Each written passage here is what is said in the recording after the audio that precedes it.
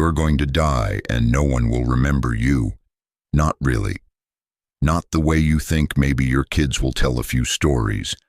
Maybe your name gets mentioned at a funeral, but within 2 generations, 3 at most, you'll be a name on a family tree that no one looks at, a face in a photo album, collecting dust, and all that effort, all that energy you spent trying to be remembered, trying to build a legacy, trying to make sure people know your name. It evaporates like morning fog. And here's the part that's going to sting you. Already know this. You already know you'll be forgotten. And yet you're still chasing it, still performing, still building a brand, still worried about what people think, still editing your life for an audience that doesn't care and won't remember. And the Stoics, they understood something most people spend their whole lives running from. They understood that fame is a trap, that legacy is a gamble, and that the only thing worth caring about is how you live right now, not how you'll be remembered. Not what people will say when you're gone, but who you are in this moment when no one's watching. And if that idea, if the thought that you'll be forgotten makes you uncomfortable, good, because that discomfort is the crack where the light gets in. That's where freedom lives. Welcome to the most liberating truth you'll ever hear. Your legacy doesn't matter. Your fame doesn't matter. What people think of you after you're gone, it's all worthless. Not because nothing matters, but because those things, the external validation, the reputation, the being remembered, none of that is in your control, and spending your life chasing what you can't control is the definition of a suffering. The Stoics taught this over and over. Marcus Aurelius ruled Rome, commanded armies, shaped history, and yet he wrote how soon all things are forgotten, and he wasn't being pessimistic. He was being honest. He was the most powerful man on earth, and he knew even his name would fade, even his works would be forgotten. And that knowledge, that acceptance, didn't make him passive. It made him free. Free to focus on what actually mattered: virtue, character, doing the right thing today. Not because it would be remembered, but because it was right. And that freedom, that release from the need to be remembered, that's what this conversation is about. Not about nihilism, not about giving up, not about nothing mattering, but about everything mattering more when you stop trying to make it matter to other people. Let me be clear about something first, because this is where people get confused. Not caring about fame and legacy doesn't mean not caring about impact. It doesn't mean you stop trying to build things or help people or contribute to the world. It means you stop doing those things for the applause, for the recognition, for the story people will tell when you're gone, and you start doing them because they're worth doing, because they align with who you are, because in this moment, with the time you have, they're the right thing to do. The difference is subtle, but it changes everything. When you chase legacy, you're performing, you're building for an audience that doesn't exist yet, an audience of future people who may or may not care, who may or may not remember. And that performance, that constant awareness of how this will be perceived, it corrupts the work. It corrupts your decisions. It corrupts you because you're no longer living, you're curating, you're no longer present, you're posturing. And the irony, the cruel irony, is that the people we remember most, the ones whose legacies actually endure, they weren't chasing it. Marcus Aurelius wrote, "Meditations for himself, never intended it to be published." Epictetus was a slave who just taught what he believed. Seneca wrote letters to a friend, not for posterity, and yet here we are, 2,000 years later, still reading them, still learning from them, still shaped by their words.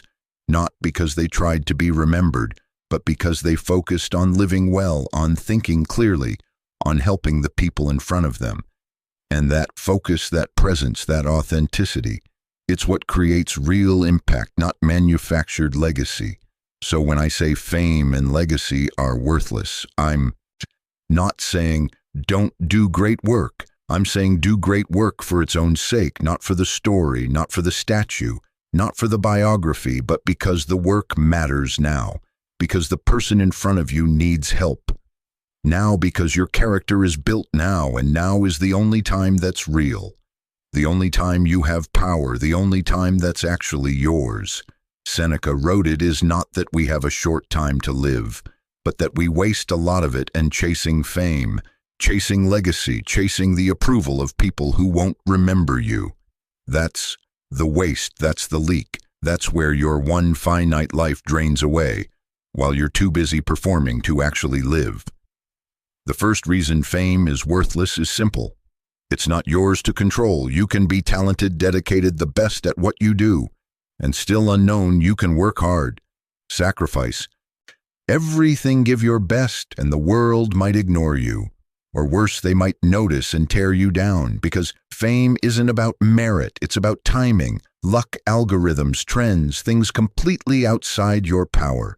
And the Stoics were clear about this. Epictetus taught, some things are up to us and some things are not. And fame is absolutely in the second category.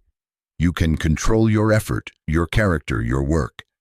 You cannot control whether people notice, whether they care, whether they elevate you or ignore you, and yet people spend their entire lives chasing it, building social media followings, crafting personal brands, obsessing over metrics, over visibility, over being seen, and every bit of that energy, every hour spent optimizing for attention, is energy not spent on the work itself, not spent on growth, not spent on the people who are actually in your life right now.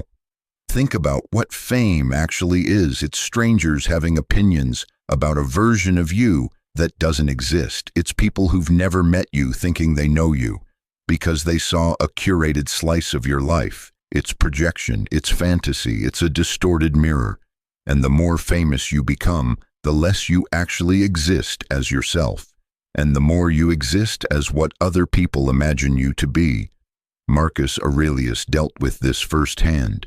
He was famous by default, by position, and yet he wrote constantly about the emptiness of reputation. He said, "Everything you see will soon vanish, and those who see it vanishing will vanish too, and shortly no one will be remembered."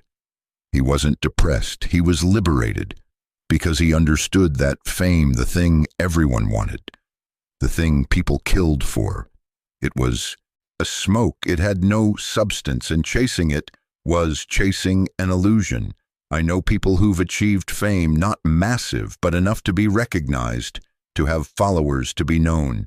And almost universally, they say the same thing. It didn't change anything. It didn't make them happier. It didn't solve their problems. It didn't fill the void. And in many cases, it made things worse, because now they're not just living. They're managing an image, managing expectations, managing the constant input of strangers who feel entitled to comment on everything. Fame doesn't free you, it traps you in a performance that never ends, because the audience is always watching. And here's the deeper trap.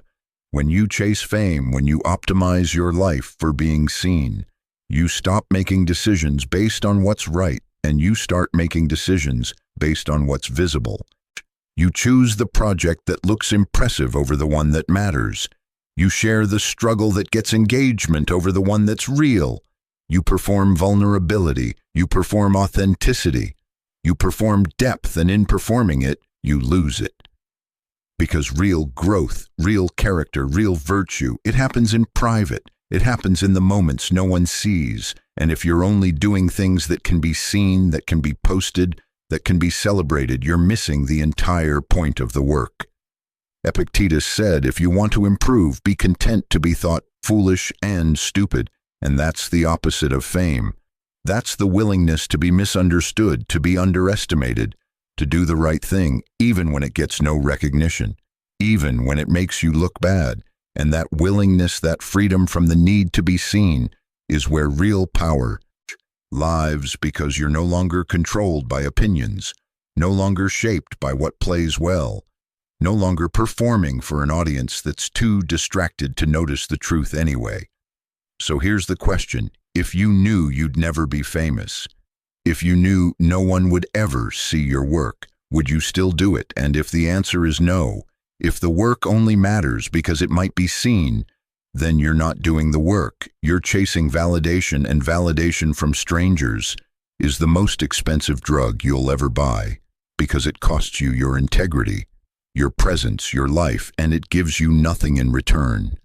Nothing real anyway, just numbers, just noise, just the hollow feeling that even with all that attention, you're still alone because no one actually knows you. They just know the performance. The second reason legacy is worthless is even simpler. You won't be there to experience it. People spend their whole lives building a legacy, worrying about how they'll be remembered, what people will say at their funeral, what their contribution will be. And it's completely absurd, because by definition, legacy is what happens after you're gone. You won't see it. You won't hear it. You won't know if people remembered you, or forgot you, or twisted your story into something unrecognizable. You'll be dead, and all that effort, all that energy spent crafting a legacy you'll never experience. It's time stolen from actually living, Marcus Aurelius wrote. Remember how long you've been putting this off. How many extensions the gods gave you and you didn't use them at some point. You have to recognize what world you belong to, what power rules it, and what time you've been given. He was reminding himself and us that time is finite, that the clock is running, and spending that time worrying about what happens after it stops is insanity. It's like spending your entire vacation planning the next one and never actually being on the vacation you're on. I've seen this pattern over and over. People sacrificing relationships, sacrificing presence, sacrificing joy, because they're building something they want to be remembered for. And they tell themselves, it'll be worth it when it's done, when people see it, when the legacy is secure. But it's never secure, because legacy isn't something you control. It's something other people decide long after you're gone. And those other people, they're going to remember what they want to remember. They're going to shape your story to fit their needs. And none of it, none of what they say or think or write will have anything to do with who you actually were, because they didn't know you, not really. Seneca saw this clearly. He wrote, "You live as if you were destined to live forever. No thought of your frailty ever enters your head. You don't notice how much time has already gone by. And that's the trap. We live like we have forever. So we postpone living. We'll enjoy life after we build the business, after we get the recognition, after we secure the legacy. But after never comes, or it comes when you're too old, too tired, too removed from the person you were, and the life you wanted, and the legacy you spent everything building. It doesn't comfort you because you're not there to see it. Here's what's even worse. Legacy is almost always distorted.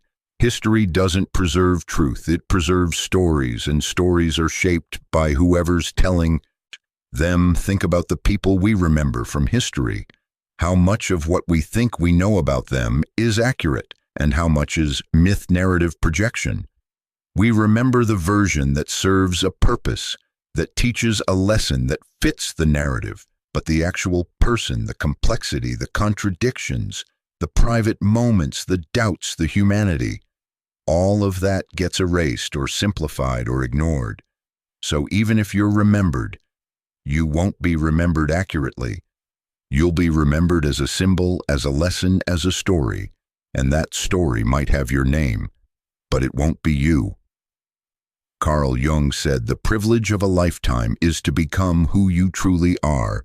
But if you're spending your life trying to control who you'll be after you're gone, you never become who you are now. You're always performing, always positioning, always crafting, and the person you actually are, the person beneath the brand, beneath the reputation, beneath the legacy you're trying to build.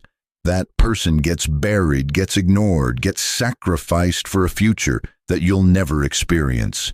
I know someone who spent 30 years building a company, not because they loved the work, but because they wanted to be known as the person who built it. They wanted the legacy, they wanted their name on something that would last, and they did it. They built it and then they died, and within 5 years the company was sold, renamed, restructured, and their name was gone erased. Not because people were cruel, but because that's how the world works. It moves on. It forgets, it prioritizes what's relevant now, not what was relevant then. And all those years, all that sacrifice, all that time spent chasing a legacy that evaporated the moment it unmattered, it was wasted. Not because the work didn't matter, but because the work was done for the wrong reason. It was done for a future that never came, instead of for a present that was always there. Epictetus taught his students to focus on what's in their control, and legacy is the opposite of that. It's completely out of your control. You can't control how you're remembered. You can't control if you're remembered. You can't control what people say or think or write about you after you're gone. So spending your life trying to control it is self-imposed suffering. It's voluntarily choosing to care about something you have zero power over, and then letting that powerlessness consume you, exhaust you, define you. The Stoics would look at our modern obsession with legacy, with personal branding, with being remembered, and they'd call it what? It is madness, voluntary slavery to opinions that don't exist yet, to judgments from people not born yet, to a future that's entirely out of your hands. And the solution, the freedom, is simple. Stop caring about legacy and start caring about today, about the person in front of you, about the work on your desk, about the character you're building in this moment, because this moment is all you have. And if you fill it with presence, with integrity, with love, then the legacy takes care of itself, or it doesn't. And either way, you'll have lived, which is more than most people who chase legacy can say. The third reason fame and legacy are worthless is because they distract you from what actually matters. And what actually matters is virtue, character, who you are. When no one's looking, the Stoics were obsessed with this, not with reputation, but with actual goodness, not with being seen as wise, but with being wise. And there's a massive difference between the two. Reputation is external. It's what people think. Character is internal. It's what you are. And the moment you prioritize reputation over character, the moment you care more about looking good than being good, you've lost the plot. You've traded substance for shadow. Marcus Aurelius wrote, "Waste no more time arguing what a good man should be. Be one, simple, direct, brutal in its honesty." He didn't say worry about what people think a good man should be. He said, be one, do the work, embody the virtue, and let the rest sort itself out.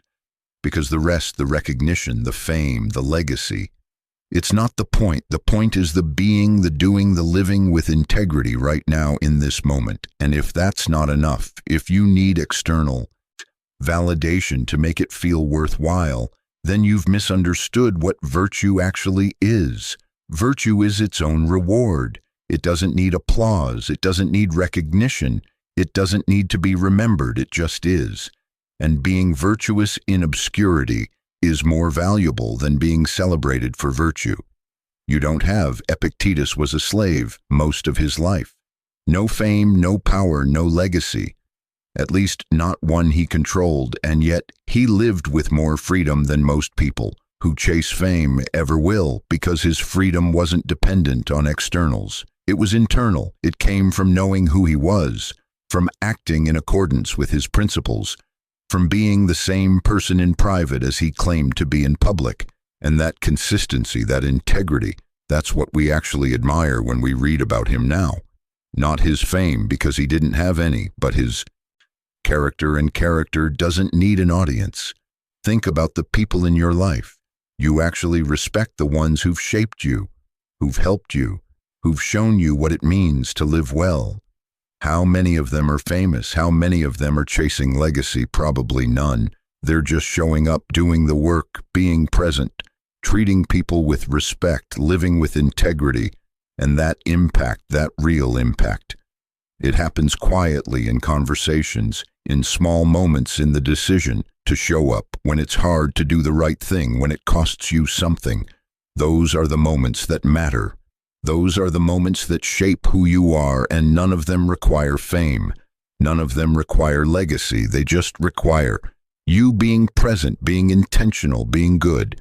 Seneca wrote, wherever there is a human being, there is an opportunity for kindness. And kindness doesn't need an audience, doesn't need a camera, doesn't need to be remembered to be worthwhile. It's worthwhile because it's kind, because it helps, because in that moment between you and another person, something real happens, something that makes life better. And that's the whole point. Not to be remembered for helping, but to help. Not to be known as generous, but to be generous. Not to build a brand around your values, but to live your values and live them. When no one's watching, when there's no credit, when it's just you and your conscience, because that's where real character lives. In the private moments, in the choices no one sees. And if you're only making good choices when people are watching, then you're not good, you're just performative. Here's the test. Imagine you could live 2 lives in one. You're famous, remembered, celebrated, your legacy is secure. Everyone knows your name, but in private you're hollow. You compromise your values, you treat people poorly, you lie, you manipulate, you do whatever it takes to maintain the image in the other life. You're unknown, forgotten. No one remembers your name, but you live with integrity. You help people, you're honest. You do the right thing, even when it costs you. Even when no one sees. Which life is better? Which life would you choose? And if you hesitate, if you're not sure, then you've been infected by the lie. That external validation matters more than internal alignment. And that lie, that belief is what makes people miserable, because you can have all the fame in the world and still feel empty, still feel lost, still know deep down that you're not who you pretend to be. But if you have integrity, if you have character, if you're the same person in private as you are in public, then it doesn't matter if anyone knows your name, because you know yourself. And that knowledge, that alignment, that peace, it's worth more than every legacy that's ever been built. The 4th reason, and this is the one that cuts deepest, is that chasing fame and legacy is almost always rooted in fear. Fear of death, fear of insignificance, fear of being forgotten, fear that your life didn't matter. And instead of facing that fear, instead of sitting with it and realizing it's based on a lie, people run from it. They build monuments, they chase visibility, they try to make themselves unforgettable, as if being remembered by strangers somehow defeats death, but it doesn't. Death still comes, and the version of you that's remembered, if you're remembered at all, it's not you. It's a story, and stories fade. Marcus Aurelius understood this better than almost anyone. He was emperor. He had real power, real influence, and yet he wrote constantly about the futility of fame. He said, even those who have come after us will soon be forgotten. Everything is only for a day, both that which remembers and that which is remembered. He wasn't being morbid, he was being realistic. He was staring directly at the reality. We all avoid that we're temporary, that everything ends, that being remembered doesn't change, that. And once you accept it, once you stop running from it, the fear loses its power, and you're free. Free to live without the weight of needing to be remembered. Free to focus on what's in front of you. Free to be present because you're no longer performing for an audience that won't exist. Seneca wrote, you act like mortals in all that you fear, and like immortals in all that you desire, and that's the trap. We fear death. So we chase immortality through legacy, through fame, through being remembered, but that's not immortality. That's just vanity. It's the ego refusing to accept its own impermanence, and that refusal, that resistance, it creates suffering. Because you're fighting a battle you can't win. You're going to die. You're going to be forgotten, and no amount of fame, no amount of legacy will change that. The only question is, are you going to waste your life fighting it, or are you going to accept it and live? Carl Jung said the privilege of a lifetime is to become who you truly are. But you can't become who you are if you're spending all your energy trying to control who people think you are after you're gone. You can't be present if you're always worried about posterity. You can't live freely if you're enslaved to the opinions of people who haven't been born. Yet I've seen this fear play out in different ways. Some people chase fame because they're terrified that without it their life had no meaning. Some people obsess over legacy because they're afraid that if they're forgotten, it's like they never existed. Some people build brands and platforms and followings because deep down they're trying to prove they matter, trying to prove they're significant, trying to create evidence that their life meant something. But here's the truth. Your life means something because you're living it, not because someone else remembers it. The meaning isn't in the memory. The meaning is in the moment, in the choices you make, in the people you help, in the character you build, in the love you give, and all of that, all of what actually matters. It happens now, not later, not in someone else's mind, not in a history book. Now, Epictetus taught that the chief task in life is simply this: to identify and separate matters, so that I can say clearly to myself which are externals not under my control, and which have to do with the choices I actually control. And fame is external legacy, is external being remembered, is external. None of it is under your control, but living with integrity, treating people well, being present, being honest, doing your best work, loving fully. Those are under your control, and when you shift your focus from the external to the internal, from what you can't control to what you can, the fear dissipates because you're no longer chasing something outside yourself. You're building something inside yourself, something that can't be taken, something that doesn't depend on other people's opinions, something real. So if you find yourself obsessing over fame, over legacy, over being remembered, ask yourself, what am I afraid of? What am I running from? And then stop running. Sit with the fear face. It accept that yes, you're going to die. Yes, you'll be forgotten. And no, that doesn't make your life meaningless. It just means meaning comes from living, not from being remembered. And once you accept that, once you let go of the need to be remembered, you'll experience something most people never do: the freedom to fully live.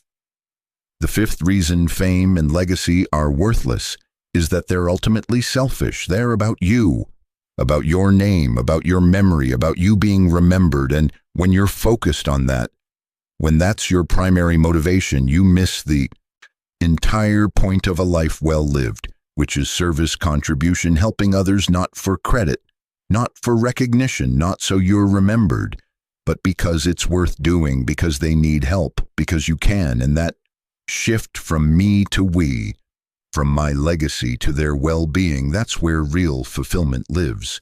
Marcus Aurelius wrote, "Very little is needed to make a happy life. It is all within yourself, in your way of thinking." And his way of thinking wasn't about building his legacy. It was about serving Rome, about doing his duty, about helping the people under his care. And yes, he's remembered now, but that wasn't his goal.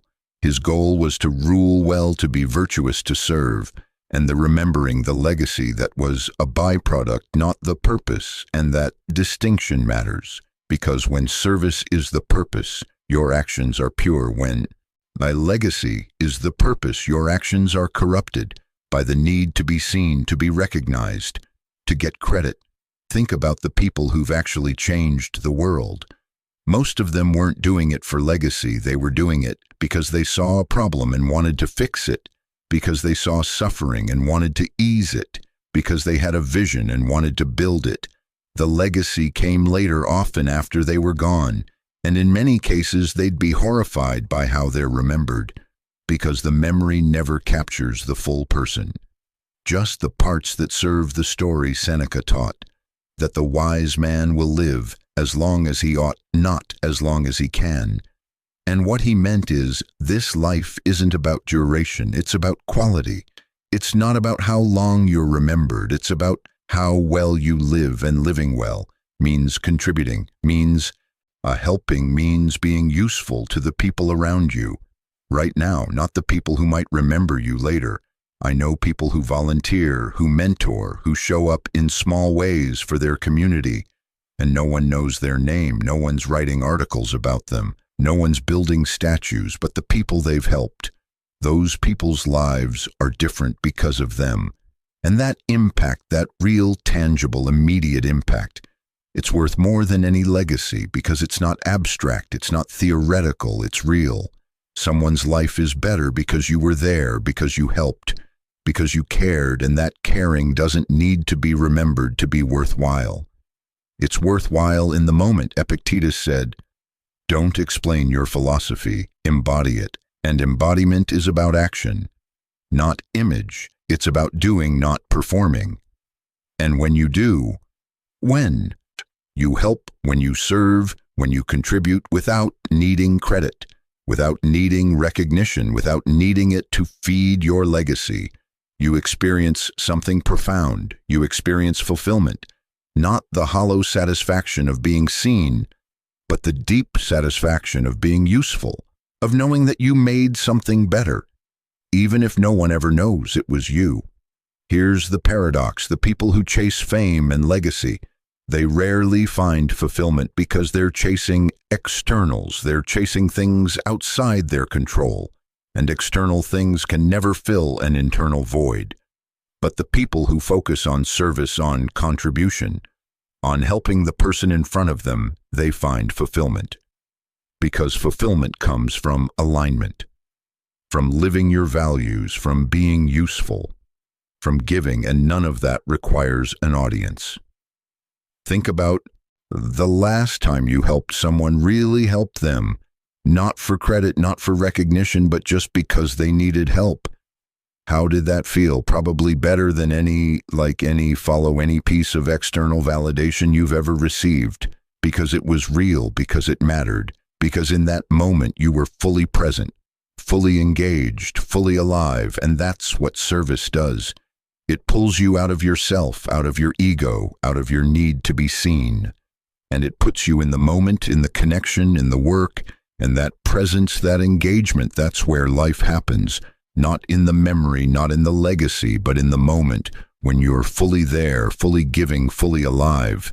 So if fame and legacy are worthless, what's the alternative? What do you focus on, if not being remembered? And the answer is almost insultingly simple. You focus on today, on this moment, on who you are right now, on the work in front of you, on the people in your life, on the character you're building in private.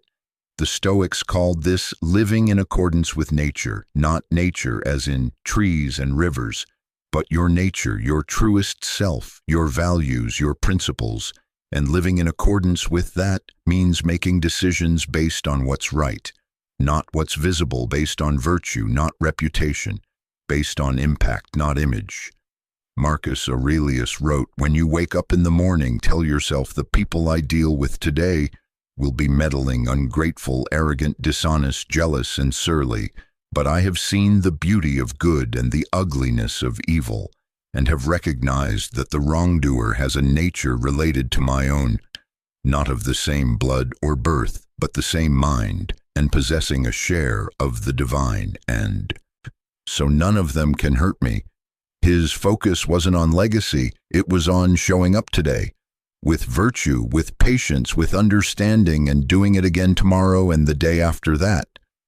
That's the practice, that's the path, not building toward some future recognition, but building character moment by moment, choice by choice. And when you live like that, when you focus on the present, on being good, on doing right, on serving others, something interesting happens. You stop feeling empty. You stop feeling like you need validation.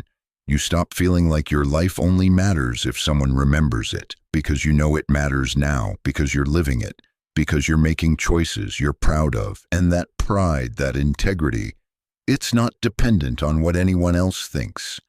It's dependent on alignment between who you are and who you want to. B. Seneca wrote, "Begin at once to live and count each separate day as a separate life." That's the practice. Count today as a complete life, not as a building block towards some future legacy, but as something whole. something complete, something valuable in itself. And if you live today, well, if you're kind, if you're honest, if you're brave, if you do your best work, then today was a good life. And if you do that tomorrow and the next day and the next, then you've lived a good life, period, full stop. No legacy required. Epictetus taught that happiness and freedom begin with a clear understanding of one principle. Some things are within your control and some things are not.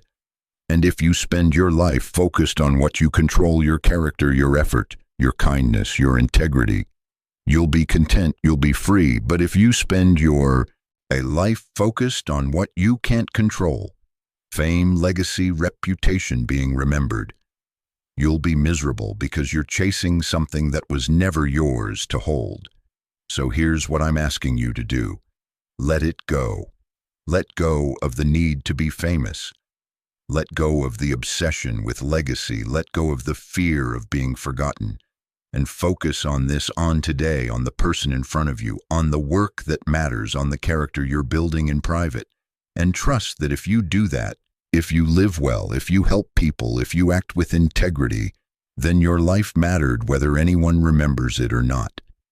Because the mattering isn't in the memory, the mattering is in the living, and you're alive now. So live like it, live fully. Live presently, live without the weight of needing to be remembered, because that weight, it's killing you, it's keeping you from being here, from being real, from being free, and freedom, real freedom. It's not having your name remembered. It's living in a way where you don't need it to be. Marcus Aurelius wrote shortly, "You will be ashes or bones, a name at most." And even that is just sound echo. The things we value in life are empty and rotten and trifling. Harsh words from a man who ruled an empire, but honest words, true words. And once you accept them, once you let them sink in, you're free. Free from the performance, free from the chase, free to just be here now. Living that presence, that authenticity that's worth more than any legacy ever built. Stay focused, stay grounded, and remember, your life doesn't need to be remembered to matter. It just needs to be lived fully, honestly, courageously right now in this moment, while you still can, because this moment is all you have, and it's enough. It's always been enough, you just forgot, because you were too busy trying to be remembered to actually live. Stop trying to be remembered, start trying to be present, and watch how everything changes. Not out there, but in here, where it actually matters, where it always mattered, where you always had the power. You just gave it away to a future that doesn't exist, to people who don't know you, to a legacy you'll never see. Take it back, take your power back and live. Now, that's the art of not caring. Not caring about fame, not caring about legacy, not caring about being remembered, and caring deeply, profoundly, completely about being alive right now, because now is all there is, and it's everything.